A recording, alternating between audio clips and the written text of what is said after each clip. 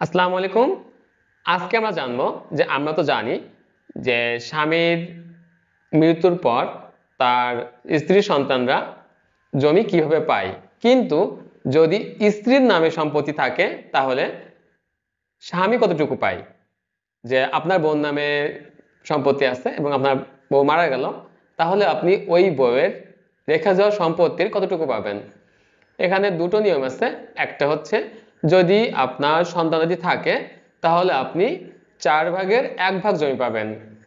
আর যদি আপনার বাচ্চা কাচ্চা না থাকে তাহলে আপনি অর্ধেক জমি পাবেন, মানে 2/1 জমি পাবেন।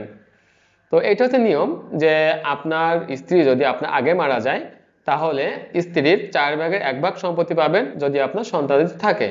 আর যদি আপনার সন্তানাদি না থাকে তাহলে আপনি 2/1 পাবেন। এবার কথা আসতে পারে যে তাহলে আর জমিগুলো কোথায় যাবে।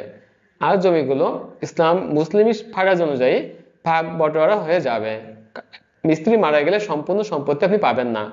আরো যদি বিস্তারিত জানতে চান তাহলে আপনি কমেন্ট বক্সে লিখবেন, আমি আনসার দিয়ে দেবো। ধন্যবাদ।